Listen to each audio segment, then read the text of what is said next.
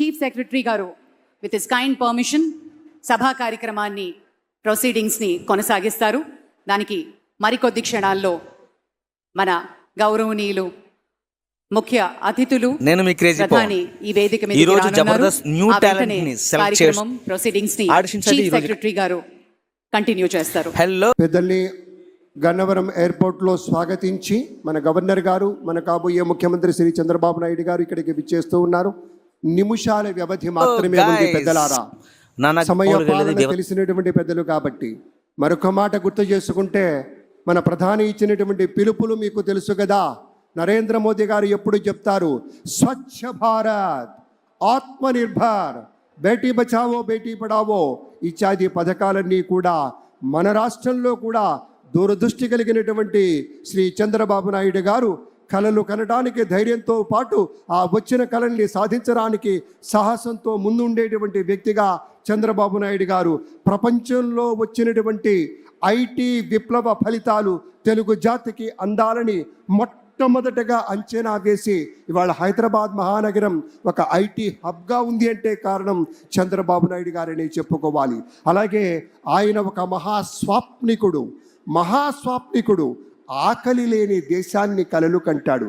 కేవలం ఉన్నత స్థితికి వెళ్ళాలి, నేను సంపాదించుకోవాలి, నేను ఎదగాలన్నది కాదు. ఆకలి లేని దేశాన్ని చూడాలి, ఆకలి లేని దేశాన్ని కలలు కనాలి. చినుకు రాలితే విత్తనం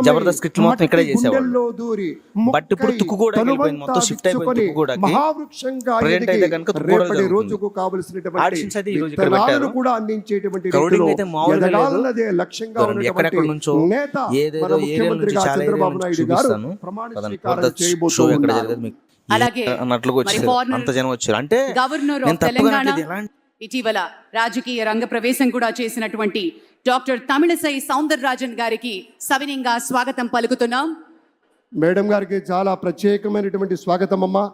డాక్టర్ తమిళసై సౌందరరాజన్ గారు తెలంగాణ రాష్ట్రంలో గవర్నర్గా ఉన్నా కూడా మన మీద కూడా అవ్యాజమైనటువంటి అనురాగం, ప్రేమ, వాత్సల్యం, కరుణ ఉన్నటువంటి తల్లి. ఆ తల్లికి స్వాగతం పలుకుతూ ఉన్నాం. అలాగే ఇప్పుడే చెప్పుకున్నాం, ముఖ్యమంత్రి గారు కాబోతున్నటువంటి 4వ మారు ముఖ్యమంత్రిగా ప్రమాణ స్వీకారం చేయబోతున్నటువంటి శ్రీ నారా చంద్రబాబు నాయుడు గారి గురించి.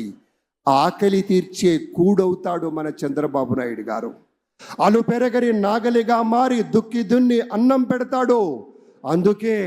అందుకే కించిత్ అతిశయోక్తి అయినా కూడా ఆయన శివుడు.